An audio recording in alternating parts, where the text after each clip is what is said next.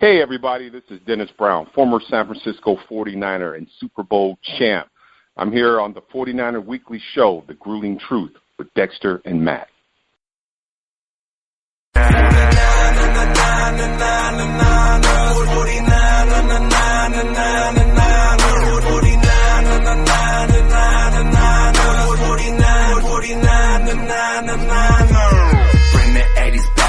Welcome, everybody, to another edition of the 49ers Weekly Show on the Grueling Truth Radio Network, brought to you by Gridiron Mo.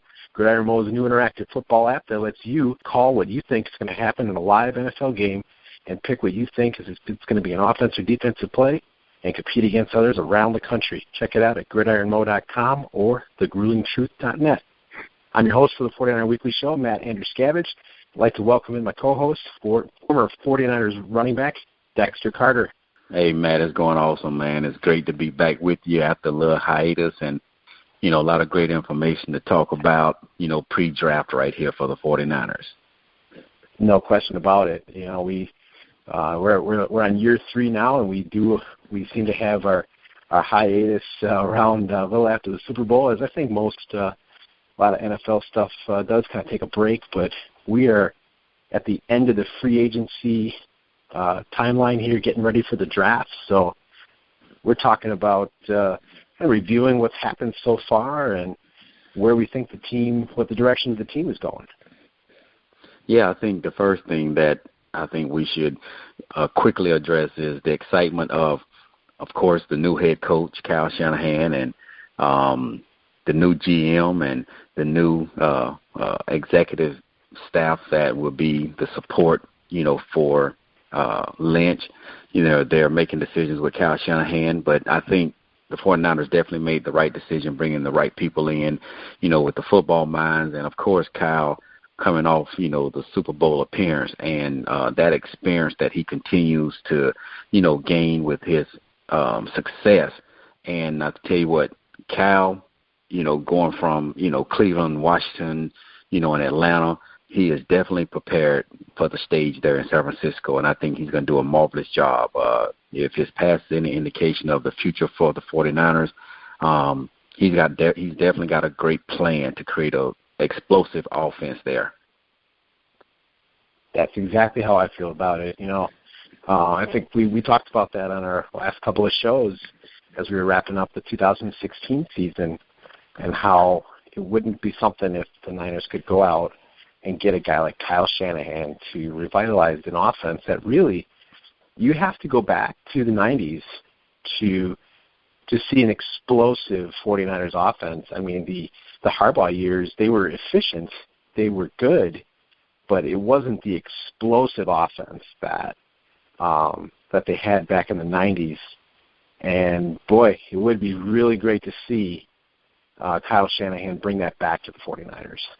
Absolutely, and there are many rule changes, since the 1990s that, favor the offense, and the numbers that Kyle was able to put up, there in Atlanta, is indicative of that. So when he really gets the type of players that he wants into this offensive system, and I think, they're probably going to be better than, many of us think this year.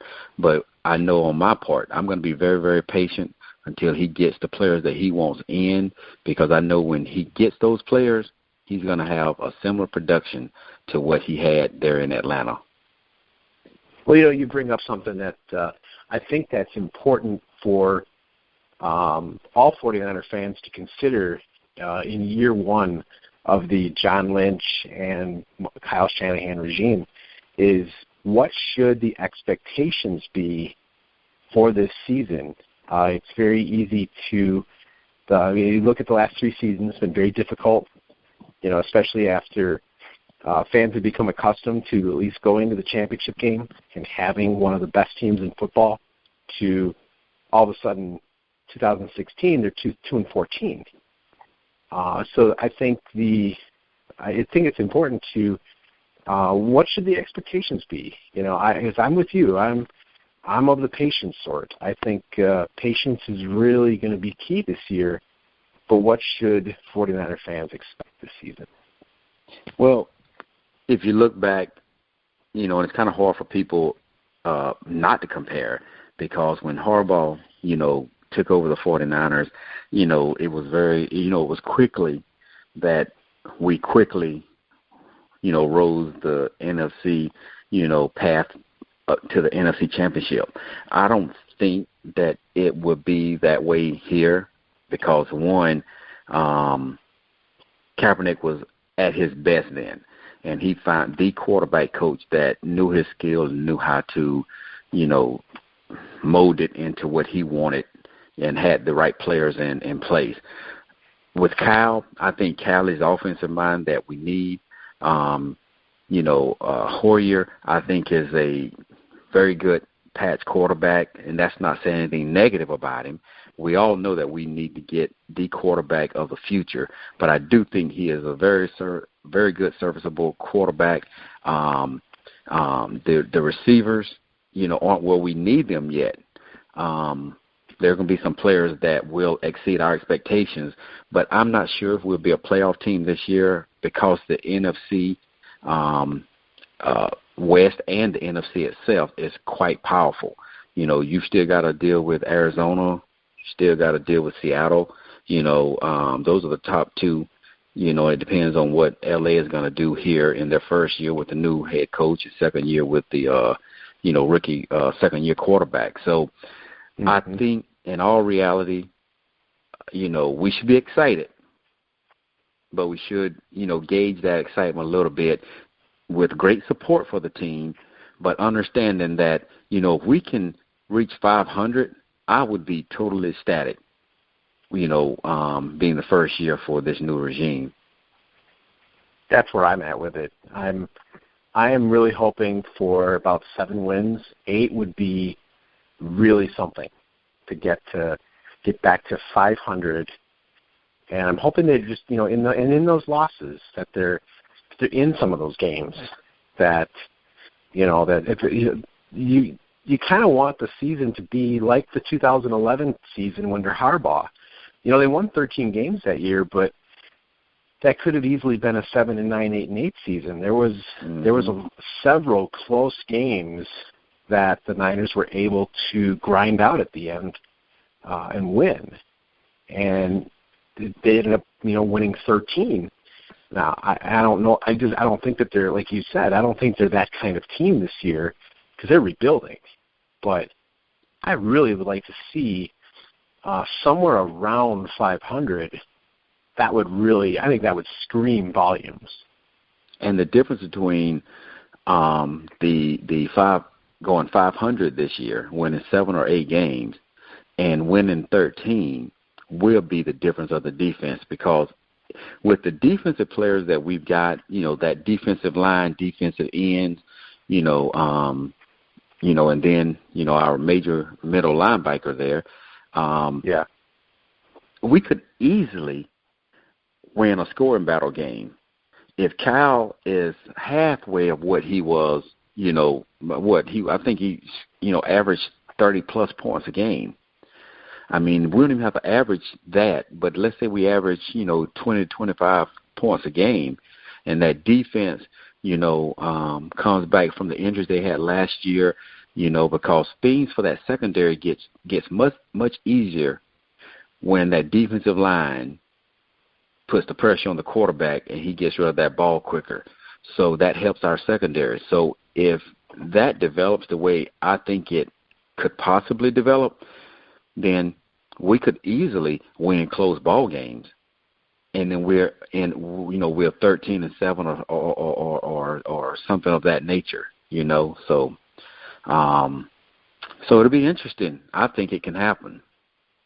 Yeah, I do. I think they can win about 7 or 8 games. I think that's a realistic 7 games. I think is a realistic expectation that as the roster's getting rebuilt, we were talking a little bit off air about the offensive line. The offensive line, I don't think is a weak point of this team. And when you're rebuilding and you bring a new quarterback in and you're bringing a new system in, if you've got anything on the offensive line that can keep a quarterback upright and get anything going for the running game, that's really puts you miles ahead in the rebuild process if you've got some kind of a stable line. So I think that's going to be a strength. And, if the offense can get going and the defense can come back from these injuries like we've talked about, that could be the markings of a decent team. I'm probably not a playoff team unless a few things go their way, but that would be really, really good for year one. Yeah, especially if we go, and I'm gonna be a little sarcastic here and funny, but especially if we go 13-7, because regular season, I don't think we play 20, 21 ball games like I said earlier. I thought you meant 13-7 scores, but yeah, 13-3.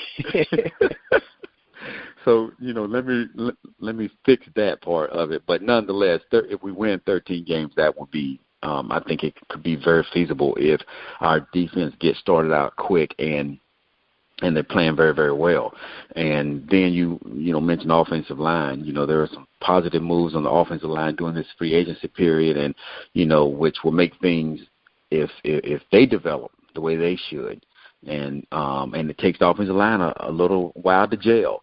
But let's say it gels fairly early. That makes whoever wins that quarterback job a little bit easier. If it makes it easier for that quarterback, then you know what? It opens up those running lanes and makes the passing game, quite a bit easier. So that would be a big, big, big advantage for us if we can get the defense, to come together, stay healthy like we believe that they will, and then the offensive line, comes together also. It just makes things easier overall. Definitely. As we kind of transition to free agency talk, we can review a little bit about some of the moves that have been made. To me, one of the biggest moves is bringing in Jeremy Zutta, the Pro Bowl center from Baltimore. That, to me, stabilizes this offensive line because Daniel Kilgore, while talented, and he played well in the first half of 2014 before he sustained that really nasty injury, I don't know if he's ever going to regain that form. And if Zutta is a Pro Bowl center, that to me stabilizes this line because they've got two really good tackles in Joe Staley and Trent Brown. They got the rookie Garnett at one of the guards, Zane Beadle's the veteran at the other guard. Yeah, they could replace. They could upgrade that position, the right guard, but to have a stable center and an offensive line that you can put a running game behind and a quarterback behind in year one of a system, boy, that's going to help. Yeah, Kilgore may not be what he was, and I think he may be because the one thing bringing in somebody new and somebody who's a Pro Bowl player, what it does is it creates a greater competition, and nothing brings out the best in someone greater than competition. And I think that having a great center anchors that offensive line, and I think this year we've got the potential to have a great middle of the line, and it starts with those two offensive linemen at center. And I think it's going to be great for us because I think instead of having one, and he was good last year before he got hurt. So this year, I think whoever wins that job, is going to anchor it and solidify it, but we're going to have a quality backup. So I think it's going to be great for the offensive line in itself. Yeah, you bring a good point. Whoever doesn't win that job, it will be the backup, and it should be at least if it's Kilgore as a backup, that is a serviceable backup. That's not a bad guy to have as a backup. So I'd be definitely good with that. What else? Looking at the list of the guys that were picked up, is there any names that are jumping out at you that you were pretty happy with? There was a fullback we picked up from Baltimore. Kyle Juszczyk. I was going to say you could probably pronounce that name better than me, but it took me a while. In Kyle Shanahan's offense, you're going to have the one back, you're going to have the two skilled backs. You're also going to have, what Mike Shanahan used to do at Denver, where you had the the zone running, the stretch running system where you have a fullback in there, and you're able to throw to that fullback out of the backfield. And what this young man brings, is the ability to catch out of the backfield. And as we've seen with Kyle Shanahan's offense in Atlanta and the other places he's been, he's going to throw the ball to his backs. Not just the halfback. We know Freeman at Atlanta. I believe he led the league in yards from scrimmage, catching and running. But here with the 49ers, we have that potential with the tailback position. But you've got a fullback now that can not only block, but he can catch the ball out of the backfield. And when he goes out in the flats, he's going up against a linebacker. So whether you're a fullback or tailback, to me, you got that advantage, to slip out of the backfield and win a one-on-one battle, which the whole purpose for Kyle Shanahan's offense is, move the ball down the field. And whether that's the receivers or whether that's the backs, whether it's running or passing, he's going to get it done. He's proven it, and he just brought in a fullback that can make it happen. Yeah, this guy is very versatile. Watching highlights of him, he's got deceptive speed, good blocker, and the guy can really catch. From what I'm hearing about, the way Kyle Shanahan likes to run his offense, he's going to really utilize Juszczyk in a lot of ways to try to create matchup problems and sometimes guys like this, they get forgotten out of the backfield, and so I really believe he's going to be a very big part of the offense this year. So I'm very pleased that they decided to make him the highest paid fullback in the NFL because he might be worth it. Absolutely. You got him and then, I'm sure we'll talk about Tim Hightower, who was a free agent, played at Washington, New Orleans. He's going to, once again, bringing in competition, to try to up the production of that running back position, So health is going to be one thing, but competition is going to be a positive thing because he's going to figure out through the preseason and, the mini camps, off-season drills and training camp, who are going to be the ones that can run that offense that he has efficiently. And he doesn't care who it is, whether you old, new, whether you're, a rookie or not. He's bringing in guys that he believes can fit into his system, and he's judging that based on guys that wasn't on the team, based on their ability and performances on their previous team. So he's figuring out which guys to plug into his system to make it work. Right, and running back is very, very critical. I think Carlos Hyde at this point is the favorite to be the starter, depending on what happens in the draft or if they decide to pick up anybody else in free agency. But the one thing that the Niners have lacked since probably, just a few years ago with Kendall Hunter was a really good number two back, maybe a speedy change of direction, just that number two back that can really bring a different look from a guy who can pound like Carlos Hyde can, bring out that change of pace back. And, Tim Hightower can be that guy. They brought back DeJuan Harris, who was there last year. He's probably like a number three running back, but they can both catch out of the backfield. I thought Hightower played at a good level last year. So, if he ends up making the roster, I think Hightower could be that number two guy at least for another year or two. But, at some point they have probably got to draft somebody. But, the running back position, depending on what they bring in, also should be a strength this year. But that, like you said, it depends on health. Absolutely. And right now, if they bring in no other backs, they've got some guys that can compete in off-season, drills and in training camp. But I think there's enough quality running backs in this draft, and those that can draft from third through the last round and evaluate, they can snag up a really good running back that can be have potential to, do some good things for the 49ers. So I think even in the draft, they're going to be able to find something good there at the running back position.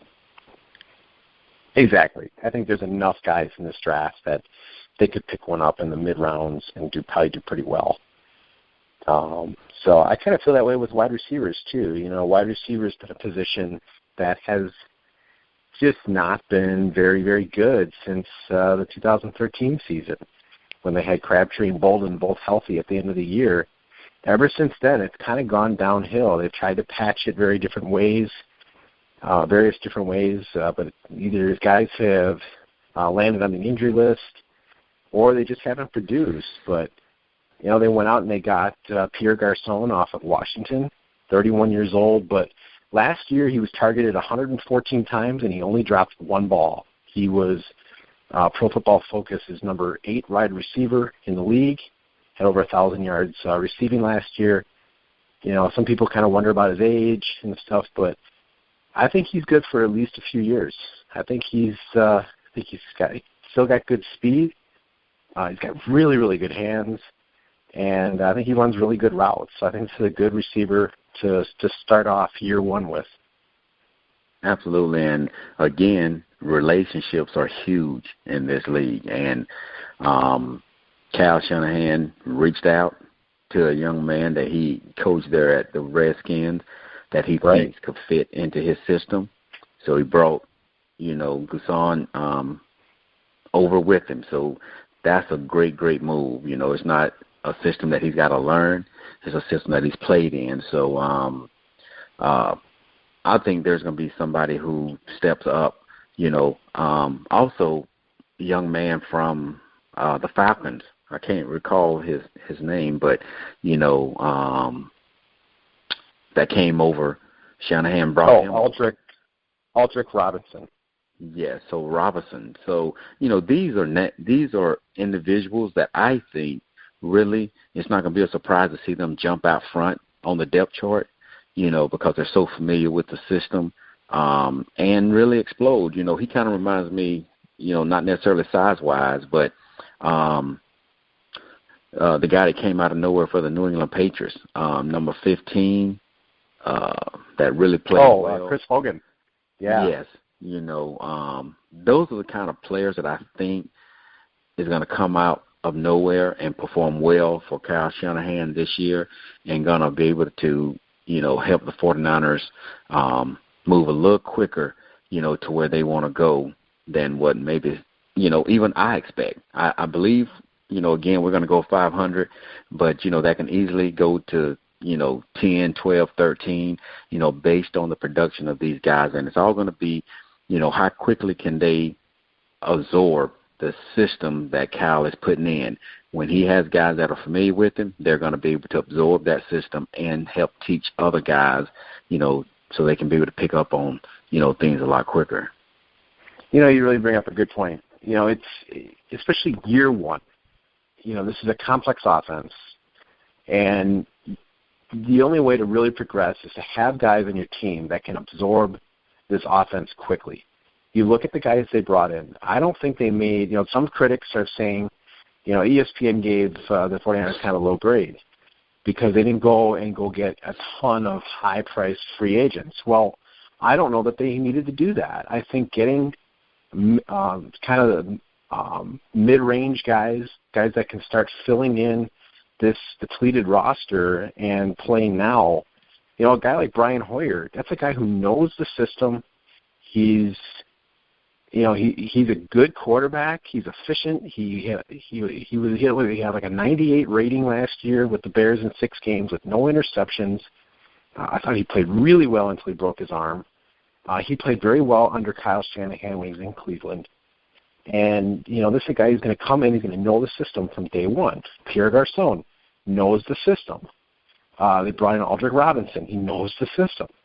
That is really, really huge. And, veterans like that can teach some of these younger guys some of the tricks to learning the system and getting it and absorbing it faster than they would without them. Absolutely. I agree with you. But, all that will be a Band-Aid until they get what they want. And, Right. As I look at the quarterbacks, I believe one guy that for some reason, and he performed well at the combine too. I mean, he was just very consistent and played well in college too. Was very consistent and did well with first year coach. Man, I forgot coach's name, and I can't believe his quarterback coach at Florida State whenever I played there. Just came from Georgia to Miami. Coach Rick. First year with Coach Rick. Brad Kaya from California, from L.A. I tell you, for some reason, he just sticks in my mind that he's going to, he's a third or fourth round guy, maybe even a fifth. But he's one of those at 6'4", 214 that I'm telling you that can grasp that system, and very similar, size-wise, to the quarterback there, with the Falcons. So, again, we're talking about Hoyer and holding down the fort, but, since we're talking about that, I'm going to just throw his name out there because I think the 49ers aren't going to get one early on, but I think if they wait, they can still get, a quarterback for the future. And looking at his skill set, I'm telling you, I think he could be the guy. It would be really something, some of these teams that if you could find a guy in the third round or later, like when Seattle found Russell Wilson, I mean, what that does for your team, just in terms of salary cap, is so big because you get those years where they don't go get to make Aaron Rodgers money right away, and then you can bring more guys in around you to go and win a championship. That would just be that's the dream, is to find a guy that can be the future in like the third round. So I really definitely would hope that would happen. That would be tremendous. Yeah, and what Kyle Shanahan is doing right now, him and Lynch, and we may not be privy to all the invites that they're, inviting in, or they're flying them in to work them out. That way these quarterbacks are running their pass plays. They're doing exactly what they would do if they were in the 49ers system. So it could be, Kaiser, it could be, the guy I just got through talking about, it could be all the quarterbacks. And they may know something we don't know. And they may project these kids a little higher just based on their performance in their system, throwing the ball, keeping them in for a day or two, and just seeing how they work the, classroom, up on the board, how they decipher their system, so but knowing that they still are third, fourth, fifth round picks, so they've got a value on them, but they're on their board. And when that fourth round comes and that player is there, no need for us to be surprised that they pick up one of these guys that they believe that could be the future for the 49ers. Right. And that's, as we, talk about the draft, that's something that this is the year, if they can get a lot out of this draft, that's going to go a long way to building and taking the 49ers where they want to, where Shanahan and Lynch want to take this team. So, kind of rounding out free agency, I like the Marquise Goodwin signing out of Buffalo. They call him Flash Goodwin. He's so fast. They need a guy that can blow the top off of defense. I like the Earl Mitchell signing out of Miami. This guy could be a really good run stuffer. You put him next to DeForest Buckner and Eric Armstead, and all of a sudden that defensive line looks really good. Navarro Bowman and Ray Armstrong coming back from injury. They might add a linebacker in the draft. They picked up Malcolm Smith from Seattle and Oakland. He was a Super Bowl MVP at Super Bowl 48. So, it's nice to have him in there. So overall, even though they lost Phil Dawson, they picked up Robbie Gould at kicker. So I thought they did a good job with just addressing several positions, and they didn't break the bank in most cases. Absolutely. And one other, defensive player that I want to mention, I coached at Florida State when he played there, And, he's a 7-year veteran in the NFL and, surely a heck of a special teams player. But, has the opportunity to possibly, play an outside linebacker position there, Dakota Watson. Oh yeah, he's one of Denver. Yeah, he's one of those players, man, that, he's 7 years strong in the NFL, and I watched him practice, prepare, for 3 years that I was there. And this guy here, he puts in the work. So I feel very confident, with whatever role he earns there at the 49ers, it will be earned, and he will play hard. Yeah, that's good to hear. I mean, that's all I knew about him was that he was pretty good on special teams. And so it's good to hear that not only could he be a special teams ace, but that he could potentially be a playmaker at linebacker. Yeah, it'd be interesting, and I'm excited to see, his transition and there with the 49ers. Well, the last thing that we'll talk about is, some of the draft prospects and where you think some guys that you'd either like to see drafted, what you think might happen, and also, what will they do with that second overall pick? Well, I tell you, I'm still a believer that even though I'm an offensive guy, I believe defense wins championships. That's why I feel so optimistic, about that front seven of the 49ers and what they're able to do. Even if we didn't draft any other defensive linemen and our guys stay healthy, I think the 49ers could have, one of the, best fronts surely in the NFC. So if they went defensive line, defensive end, position, I wouldn't be shocked nor surprised. But there are a couple of players that if like, for example, you and I talked earlier, if Myles Garrett was not picked by Cleveland first pick, we have no choice but to pick him up, even though we have excellent defensive ends that are young, that, are surefire, Pro Bowlers in the future, but you can't pass him up. But, depending on which mock draft you look at, Alabama's, Jonathan Allen at defensive tackle, if many people have their way, he would be there, with the 49ers. But I think I'm probably going with many of the draft analysts, thinking that Solomon Thomas might be the guy out of Stanford, keeping him home there. He will be definitely excited, about that.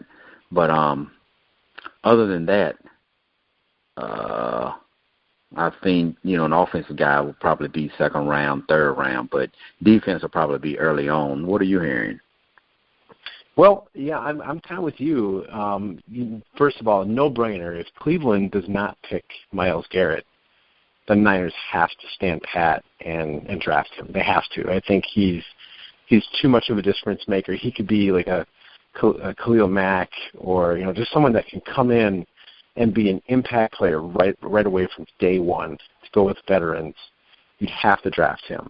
But Solomon Thomas is the guy that he seems to be the favorite for the Niners. A lot of people are saying that's who they're going to draft. Obviously, Allen is another guy that you kind of hear. So I think that's probably where they're going to go if they stay at the number 2. If they don't, one of the rumors is that they're going to trade down, and if they could be a trading partner with like the Carolina Panthers. That's the rumor that, I don't know if it's happening, but that's the rumor. If that were to happen, Carolina drafts at the 8th spot, I believe. They could still get Reuben Foster at linebacker, and that's an area where, they could really use him. So then you switch picks, and you're probably going to gain.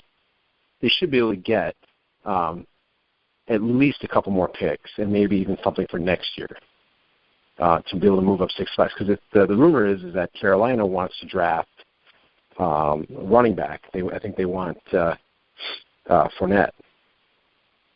So, and that would be the smart move for Carolina too. Because they're at 8, and Fournette's probably going to be gone by the 5th. Yeah. Pick. So I could see Carolina doing that, and it would allow the 49ers, one, not only to get those precious draft picks, so get another pick to go along with the other 10, I believe that they've got, and still be able to get an impact defensive player. And I believe because that defensive line is so young and so strong with tremendous potential, they could move down and get that inside linebacker that they so desperately need. So that would probably be a smart move to communicate, talk with Carolina, and make that, switch happen. Yeah, I think if I was going to say exactly what I want at this point right now, and I'm by no means a draft expert, but as I read things, as I look at the needs on the team, I would prefer to trade pick down and get a guy like Reuben Foster and gain some picks. That's where I'd like to go. But if they stay at the number 2 pick, obviously I'm hoping for Garrett. But if not, I think Solomon Thomas would be a good pick, or Jonathan Allen. I think they could use either one of those guys, and I think they'd be successful. Yeah. Yeah, I agree. Because now one question or discussion is with our young guys coming back, Armstead and who is our kid from DeForest Buckner. Yeah. You think the Niners would still get Thomas if they stayed at that number 2 spot? That they would get Thomas, you said? Right. With those young guys that we have coming back to create more depth. Well, it looks like there's a possibility of, at least a very strong possibility, that they could be moving to a 4-3. So they picked up Earl Mitchell, defensive tackle from Miami, who's really good. He didn't play last year with an injury, but he's a really good run stopper when he was in there 2 years ago. I think he has a real chance to make the roster, to be a run stuffer. You put him in there at defensive tackle, and then I think Buckner would be the other tackle, and then Armstead would be an end, and then you could put Solomon Thomas at the other end. I think that's kind of how it might play out. If that's the direction that they're indeed going, that's kind of what it looks like, how it might play out. Okay, which looks like a solid lineup to me. Yeah, I think so too. I mean, that's a really big, strong defensive line, and then you get Navarro Bowman anchoring the linebacker core with Ray Armstrong. You still got Aaron Lynch, Eli Harold, Malcolm Smith, and it's hard. I don't think that's a bad core, but they need like Eli Harold and Aaron Lynch to step up. They got to get back to form, especially Lynch. He's got to get back to form. I don't really know what'll happen there, but if they can really get this front 7 going, the secondary, like you said before, that the pressure just won't be on it nearly as much if this front 7 can get a pass rush. That's true. That would solve a lot of secondary issues from the perspective of playing well and developing, to give them time to develop a little bit, because anytime that you've got to cover a receiver a short amount of time, it makes you look better. Exactly. And they still have some talent at corners. Rashard Robinson stepped up last year. Will Redmond, the 3rd-round pick from last year, is saying he's healthy. His footwork looks really good. If he can come in, I mean, that's huge. And then safety-wise, they might be all right there. And there's a lot of corners and safety. This is a corner and safety deep draft. So I'm sure that if they perceive there's a weakness, they can draft somebody and probably they'll start. So, I'm not saying all these guys are going to be Pro Bowlers, but I like the way that they're filling in the areas of need while still, they still got a lot of cap money, 10 draft picks, and there's going to be all kinds of cuts coming after June 1st. So there's a whole lot more to this offseason yet. Yeah, they're in a great position, cap space wise, and plugging in bodies, that just aren't bodies, but bodies that are competing for opportunities to play. So I think the new regime is off to a good start. Yeah, that's kind of where I'm at too. We had talked about the Super Bowl a little bit off air, and some people want to pin everything on Kyle Shanahan, but there were some areas where it wasn't really all on him. And to me, I'm hoping that even though that the way the Super Bowl ended up going for Atlanta, and with Kyle Shanahan being the offensive coordinator with a big lead, I'm really believing that this is that he's going to use that loss, that situation in the Super Bowl, to fuel him and to be able to prove how good of a coach he is as they rebuild and revamp and just totally revitalize the 49er franchise. Well, the one thing that we got that we wanted was an offensive coordinator that can score points, that knows how to score points. So right. He scored enough points in the Super Bowl to win. He made play calls in the Super Bowl the way he did all season. So, he was, pretty balanced. But you know what? He threw. I like him because he throws on first down. He'll, you don't really know what you're going to get. But there comes times when a lot of people, just hitting the elephant in the room. A lot of people say, man, they should have ran more. You're up 28-3, just run. But you know what? They did that all year. They were up and they would throw the ball. And he even threw the ball at times in the game when they were up 28-3, where, I remember one time it was a 3rd and 8, I believe, and it was a first down pass. And that would have put them in position to kick a field goal and end up being up by 2 scores. But you know what? There was a penalty on the play. So you can't fault him. He threw the ball like he normally does, but there was a penalty on the play. Then, they ended up having to punt the ball. But again, I don't fault him for that. There are a lot of things that I guarantee you, he would say he learned from it, which probably is, and the head coach probably should, be in his ear a little bit on this, is, when you are up, you're in the third quarter, and you're up 28-3 or whatever, then make sure you communicate with your quarterback to maybe run the play clock down to, 3 to 5 seconds. That way, right. And it does matter that you got Brady on the other side, 28-3 or not, you still want to take as much time off the clock, so you don't give it back to him. But I don't fault him because, again, throughout the whole season, they would be up 28 to whatever, and they would run the ball with 15 to 18 seconds on the clock. So, again, I don't fault him, for that. So, but he'll make those adjustments with the 49ers. I still say we got the right guy, at the right time for this 49er organization and this offensive team.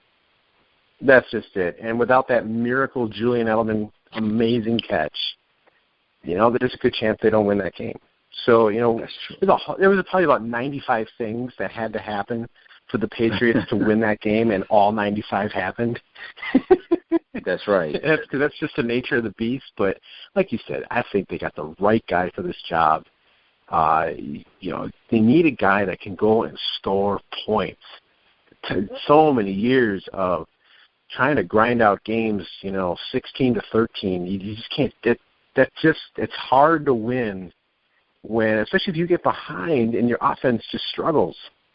You've got to have an offense that can score, and this is the guy to build that. That's right. 2017 is the year of the turnaround. We'll see if it's 2 years, 4 years before, we're in the NFC Championship game. But I do believe, within 2 to 4 years, surely the 5th year, I do believe we will have the opportunity to be fighting, for the NFC Championship. Yep, I believe that too. I really believe year 3 or year 4 of this regime, we're going to see the fruits of what they began to put together in this off season, and I really think a lot of good things are going to happen.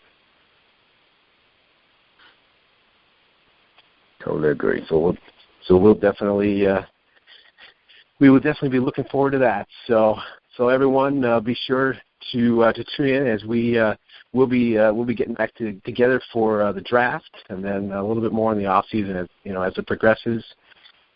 So be sure to send us tweets at @idextercarter or at @mtascavage or at Grueling Truth.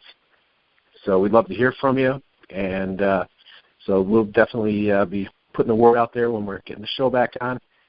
So I'll also be sure to check out thegruelingtruth.net for all of our podcasts and articles on all things sports. So for Dexter Carter, I'm Matt Andruscavage. You've been listening to the 49er Weekly Show on the Grueling Truth Radio Network, where the legends speak.